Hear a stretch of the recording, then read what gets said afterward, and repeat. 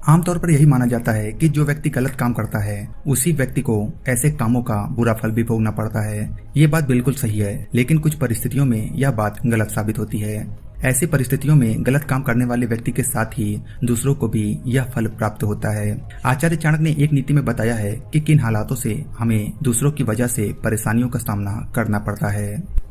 आचार्य चाणक्य कहते हैं, राजा राष्ट्र कृतम पापम राज्ञा पापम पुरोहिता भर्ता च स्त्री कृते पापम शिष्य पापम गुरुस्तता। आचार्य कहते हैं कि विवाह के बाद यदि कोई पत्नी गलत कार्य करती है, ससुराल में सभी का ध्यान नहीं रखती, अपने कर्तव्यों का पालन ठीक से नहीं करती, तो ऐसे कार्यों की सजा पति को ही भुगतनी पड़ती है। ठीक इसी प्रकार यदि कोई पति गलत काम करता है तो उसका बुरा फल पत्नी को ही भोगना पड़ता है। अतः पति और पत्नी दोनों को एक दूसरे का अच्छा सलाहकार माना जाता है। जीवन साथी को गलत काम करने से रोकना चाहिए। आचार्य कहते हैं, जब शासन में मंत्री, पुरोहित या सलाहकार अपने कर्तव्यों को ठीक से पूरा नहीं करते हैं और राजा को सही गलत कार्यों की जानकारी नहीं देते हैं, उचित सुझाव नहीं देते हैं, तो राजा के गलत कार्यों के जवाबदार पुरोहित, सलाहकार और मंत्री ही होते हैं। पुरोहित का कर्तव्य है कि वह राजा को सही सलाह दे और गलत काम करने से रोके। यदि किसी राज्य या देश की जनता कोई गलत काम करती है तो उसका फल शासन को या उस देश के राजा को ही भोगना पड़ता है।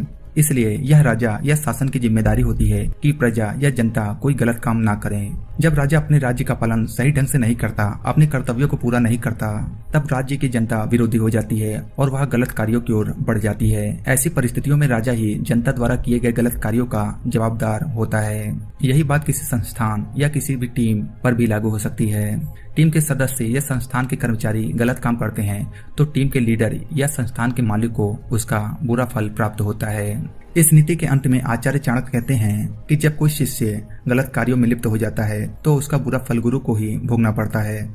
गुरु का कर्तव्य होता है कि वह शिष्य को गलत रास्ते पर जाने से रोके, सही कार्य करने के लिए प्रेरित करे। यदि गुरु ऐसा नहीं करता है और शिष्य रास्ता भटक कर गलत कार्य करने लगता है तो उसका पूरा दोष गुरु को ही लगता है।